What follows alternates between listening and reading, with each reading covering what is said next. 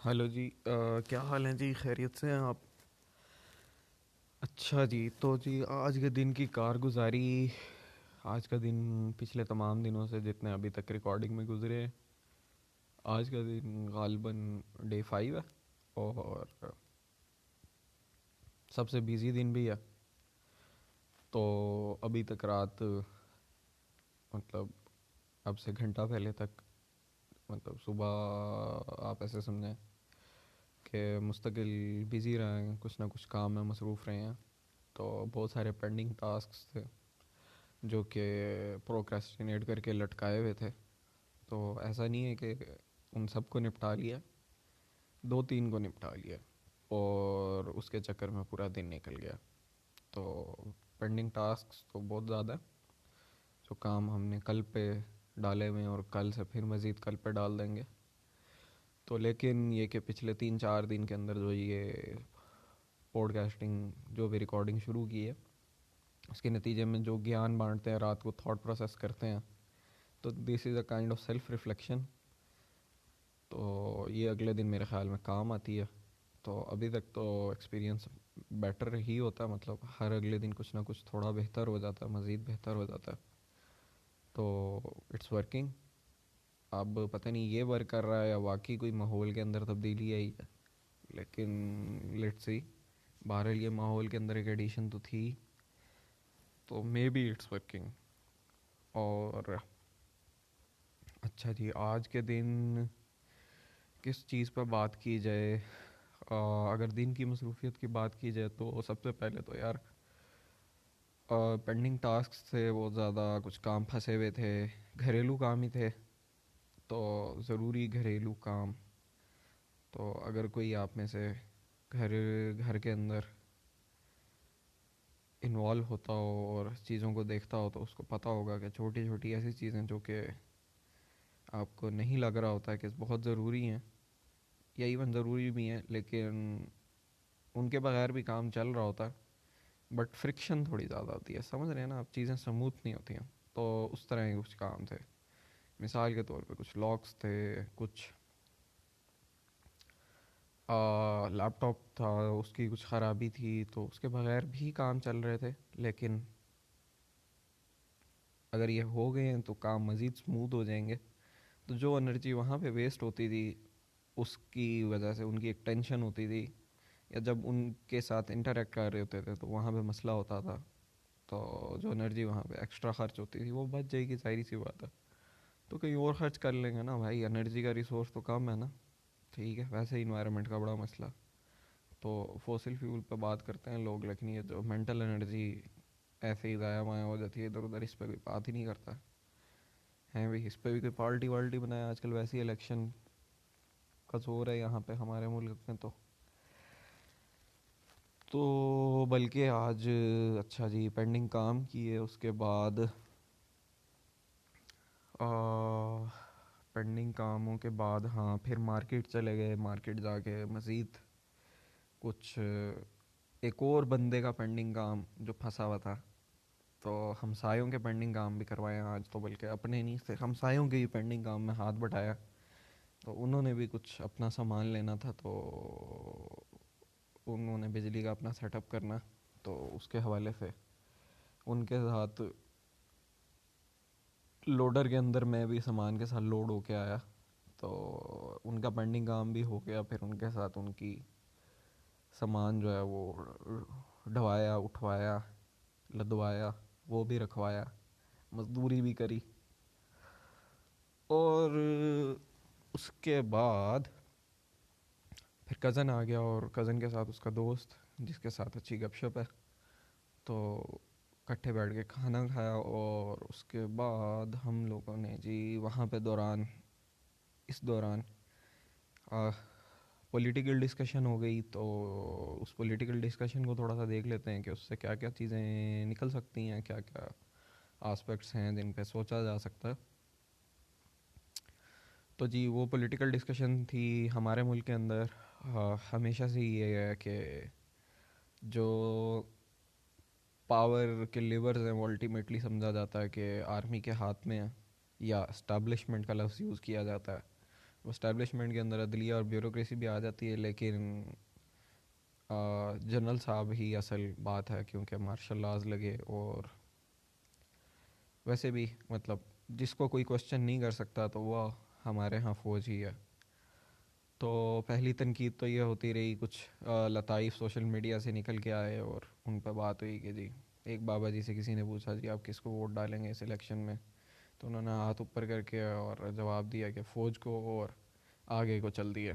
तो किसी ने टाइटल लिखा हुआ था कि सीधी बात सच्चा जवाब, और इस तरह मतलब कुछ के टाइम्स आया कि बगैर जो सीधी सच्ची बात है। तो जिस तरह का एक आम तासुर है वही ये तासुर है कि जी आर्मी जिसको चाहे ऊपर ले आए, आर्मी जिसको चाहे नीचे गिरा दे। तो this is a kind of story we are like passing from or living the story we are living in our like जवानी और हमारे मेन ईयर्स, इसके दौरान में हम इस तरह की स्टोरी के साथ जिंदा हैं कि हमारी जो मर्ज़ी हम कर लें, जो मर्ज़ी काट लें। तो जो पावर में बैठे हुए लोग चाहते हैं, जैसे चाहते हैं वो वैसे कर लेते हैं। तो वी डजेंट, हम मैटर ही नहीं करते हैं, तो कोई घंटा फ़र्क नहीं पड़ता है, हम जो मर्ज़ी करते रहें। तो खैर मज़ीद मतलब इलेक्शन का वो रोल क्या होता है कि हम देखेंगे यार ये पॉलिसी है, मिसाल के तौर पे अगर एक जॉब वाला बंदा है और वो देखता है कि यार अच्छा बिजली का बिल इस बंदे ने ज़्यादा कर दिया, ये पार्टी अपने इकदाम नहीं कर रही है कि ये रीन्यूएबल एनर्जी की तरफ आए, कॉस्ट ऑफ एनर्जी मतलब बिजली गैस के बिलों को कम करे, आम ज़बान के अंदर अगर हम बोलें, तो भाई वो उसको वोट नहीं देगा। ठीक है। और कोई बिजनेसमैन है तो वो देखेगा कि यार ये एक्सपोर्ट इंपोर्ट पे इन्होंने जो मतलब जो इंपोर्ट उसके लिए लाजमी है और जो एक्सपोर्ट उसने करना है उसको फैसिलिटेट नहीं कर रही है, तो वो उसको वोट नहीं डालेगा, वो उसको सपोर्ट नहीं करेगा। तो यही एक इलेक्शन का प्रोसेस होता है पूरी दुनिया जहान में, तो यही होता है। लेकिन हमारे यहाँ अगेन उस दौरान में एक बात हुई कि उस डिस्कशन में कि यार ये उसी में ही फंसा के रखते हैं हमें, हाँ गरीब आदमी को रोटी में ही फंसा के रखते हैं। तो उस बेचारे की मेमोरी इतनी शॉर्ट टर्म है कि वो दिहाड़ी ही पूरी करने और घी और रोटी और सालन की सब्ज़ी पूरी करने के चक्कर में उस बेचारे को टाइम ही नहीं मिलता कि यार वो क्या करे। मतलब बिल उसका गरीब आदमी जो है, जो कि हमारी पॉपुलेशन की अक्सरियत है, ठीक है, वो इररेलेवेंट हो जाती है। उसको इन्होंने मतलब वो भी महंगाई की चक्की में पिस तो रहा, लेकिन कंपैरेटिवली मिडिल क्लास के वो इतना नहीं पिस रहा। मतलब वो अपनी एक ख़ास बिलो द पॉवर्टी लाइन वो ज़िंदा है। एंड चूँकि उसकी तरह के और बहुत सारे गरीब हैं, तो वो एक कम्युनिटी ऑफ गरीब पीपल, पुअर पीपल मौजूद है। तो वो काइंड ऑफ सोसाइटी और वो उसके अंदर आप क्या कहें उसे, उसको ये एहसास ही नहीं होता कि यार मुझे बेटर होना चाहिए, क्योंकि बस एक उसकी फुलफिलमेंट का निज़ाम बना हुआ है ना सोशली। तो गरीब ही बड़ा होता है तो उसके साथ वाले भी गरीब ही हैं। तो वो 100 रुपये अगर ज़्यादा कमा लेता है डेली के, तो वो जाके सिगरेट का 2 का ज़्यादा लगा लेता है। बस ये उसकी भूत है, ये उसकी फुलफिलमेंट है। ये यहाँ से उसकी अपनी एक स्टेटस की अर्ज पूरी हो जाती है। तो हमारे एक बड़ा पॉपुलेशन का चंक जो है वो तो इस तरह हो जाता है साइड पे। ठीक है। और इसका vote he kind of deciding होता है। तो यह मेरी राय है। उसके बाद आ जाती है मिडिल क्लास, जो कि हम जैसे लोग हैं।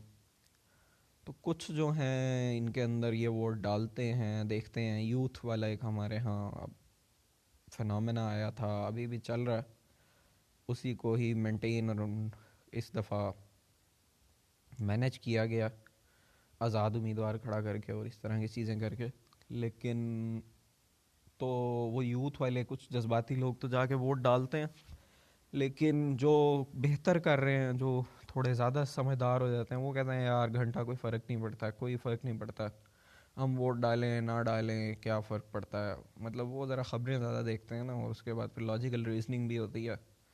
और बाकी उनका जो लाइफस्टाइल होता है, तो वहाँ पे भी ज़रा मॉरल ग्राउंड जो होता है वो ज़रा मॉरल कंपस आप कह लें या वट एवर जो भी कह लें, तो वो थोड़ा ज़िंदगी में इतने फैसले डिसीजन इस तरह के ले रहे होते हैं कि वो ऑटोमेटिक ही चीज़ें डाइल्यूट हो जाती हैं। तो यहाँ पे भी उसका इफेक्ट पड़ता है और प्रोजेक्शन बनती है। और वो जी यहाँ पे भी वो कहते हैं यार फ़र्क ही नहीं पड़ता, जो जैसा चल रहा है वैसा चल रहा है। तो क्योंकि उनका काम अल्टीमेटली किसी ना किसी तरह एक बड़ी पुअर क्लास से बेहतर चल रहा होता है, तो वो कहते हैं यार चलो ठीक है, एटलीस्ट हम गरीब तो नहीं है ना, अमीर नहीं हो रहे हैं तो खैर है, क्या हुआ, लेकिन गरीब भी नहीं है, चलो ये सिस्टम हमें कहीं ना कहीं तो रख रहा है ना, थोड़ी इज्जत भी है, चलो सही है, गुजारा चल रहा है, तो इनका स्टेटस का सिस्टम चल जाता है इस तरह से।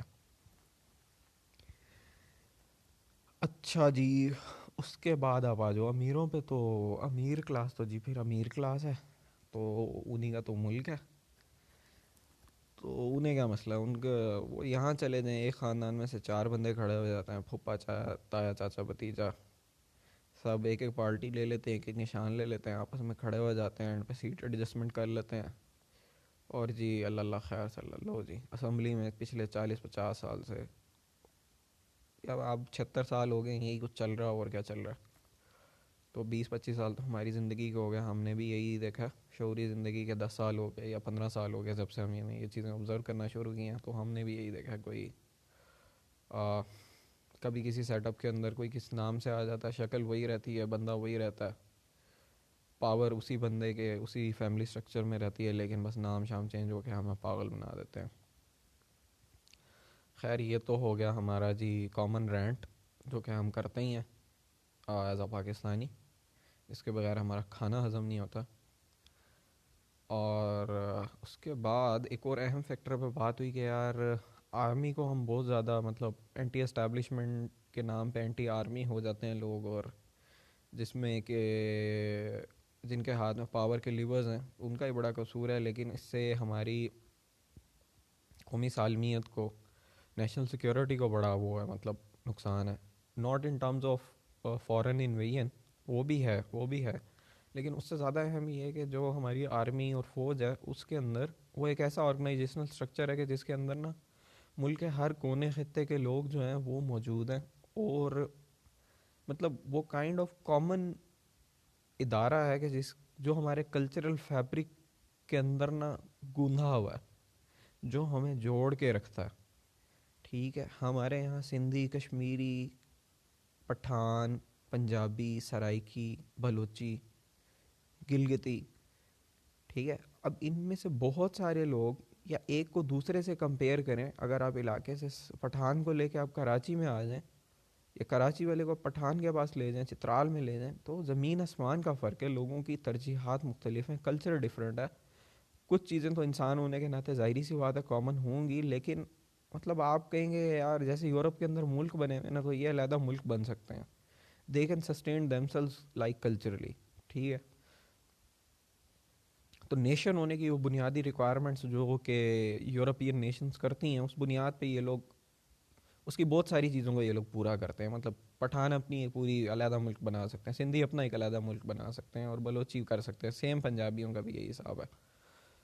तो हमारे पास दो ही रीज़न्स हैं मेरे ख़्याल में, एक हमारे पास ये इस तरह की ऑर्गेनाइजेशनल स्ट्रक्चर्स हैं कि जिसके अंदर हम लोग गूंधे हुए होते हैं, और एक इलाके के लोग दूसरे इलाके के लोगों के साथ मतलब ट्रांसफ़र्स की सूरत में या इख्तियारात की सूरत में एक मतलब एक ताल्लुक वास्ता बना होता है, लोग एक दूसरे के साथ कम्युनिकेट करते हैं, इंटरेक्शन बना रहता है, लोग बॉन्डिंग्स बनी रहती हैं। और दूसरा है हमारे पास मज़हब, ठीक है, कि मज़हबी तौर पे हम लोग कॉमन ग्राउंड है जिसके ऊपर हम लोग इकट्ठे हो जाते हैं। और तीसरा आप कह लें तो वो है हमारे पास जी बैरूनी ख़तरा, लेकिन बैरूनी ख़तरा अब हर टाइम तो नहीं होता, ठीक है, हमारे यहाँ क्रिकेट वर्ल्ड कप के अंदर या इंडिया भारत के मैच के अंदर तो वो चीज़ ज़िंदा हो जाती है, जिसमें हम सब इकट्ठे होकर बैठ के देख लेते हैं मैच, और गुस्सा भी करते हैं और खुश होते हैं, तो खुशी भी मनाते हैं। लेकिन उसके अलावा कोई ऐसा मतलब हमारा कोई कॉमन ग्राउंड है नहीं सोशल फैब्रिक के अंदर के, जो हमें ना होंगे बहुत सारे, लेकिन इस कदर स्ट्रॉन्ग मतलब एल्फी की तरह जोड़ के रखे। तो वो तो हमारे पास है जी, एक हमारे पास आर्मी जैसी ऑर्गेनाइजेशन है, दूसरा हमारे पास मज़हब है, और तीसरा मतलब डॉर्मेंट फैक्टर वो है foreign invasion kind of India. तो यही हमारे पास चीज़ें हैं, और खैर ये तो आज ही फिर थोड़ा वसी तर तनाजुर में बात हो रही है, तो जी कर ही लेते हैं फिर। अच्छा जी, उसके बाद हम किस चीज़ पे बात हो सकती है, मेरे ख्याल में काफ़ी है, इतना फ़लसफ़ा हमने झाड़ लिया थोड़ा, आज जर्नलिस्टिक काम कर लिया। हाँ, एक और बात कि कल जो हाईली कम्पिटिटिव उसके अंदर बड़ी खुशी मना रहा था मैं। तो हुआ ये कि आई वाज लाइक कि मैं जिस लीग के अंदर हूँ उसके अंदर मैं यहाँ सस्टेन कर लूँगा। तो कुछ टाइम था, 4 1 घंटे रहते थे, और मैंने कहा यार मैं सस्टेन कर लूँगा, लेकिन मैं चिल करके सो गया।